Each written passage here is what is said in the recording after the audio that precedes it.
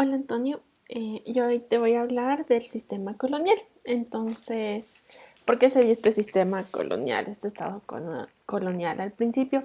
Pues cuando llegaron los españoles, ellos vieron la necesidad de controlar esta población para generar recursos, o sea, para ganar un excedente, para aprovechar más lo que había en estos territorios. Entonces, así como se crea una estructura de la población en el sistema estamental. Entonces, con esta estructura se da paso a una burocracia colonial. En esta burocracia colonial, los dos principales actores que existían era el virrey y los corregidores. Entonces, aquí he puesto una foto del virrey de Toledo, que era el virrey del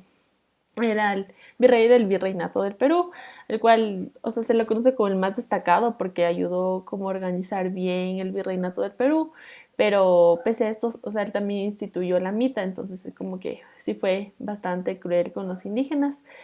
Sin embargo, fue algo muy productivo para la corona española. Y también los corregidores, los que se encargaban de los corregimientos que había en cada virreinato, entonces era como que una ayuda para el virrey, ya que los virreinatos eran un territorio súper grande, entonces de ley existía la necesidad de una subdivisión.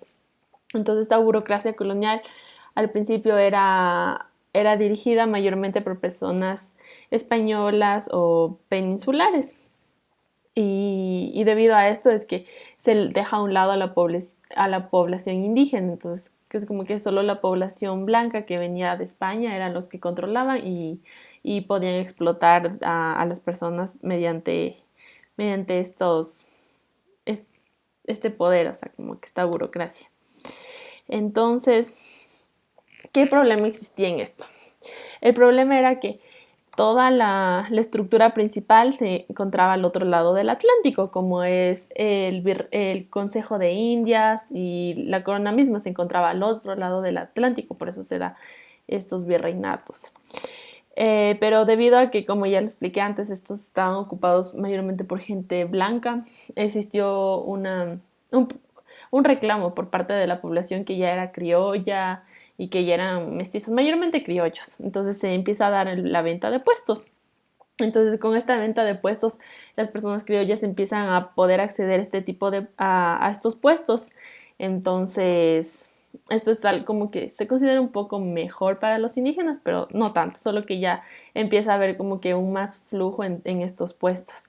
Y también es bueno recalcar que en la época, o sea, antes de 1750, en la época colonial, existía una época de consenso. O sea, no quiere decir que existía como que colaboración, sino que debido a que había otro tipo de personas en estos puestos, era como que las leyes no eran tan severas y sí, como que sí se veía un poco un bienestar para las colonias, no solo para la corona. Entonces, por eso se le dice consenso.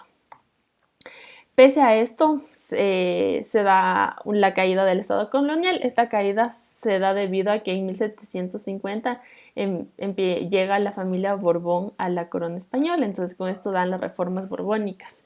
Y estas reformas son sumamente importantes de recalcar, ya que dentro de estas reformas existe una restricción de la venta de puestos y con esta restricción se corta este flujo de personas que podían acceder a sus puestos y solo las personas que estaban ya nombradas por el rey podían llegar a ser como que oidores, virreyes y este tipo de cosas.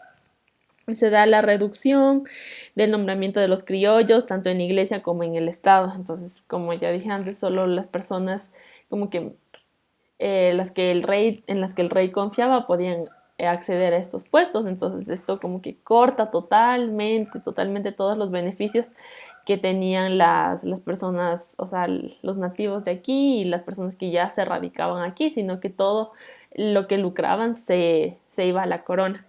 Y también se da la eliminación, el corte de los lazos entre los burócratas y las familias locales.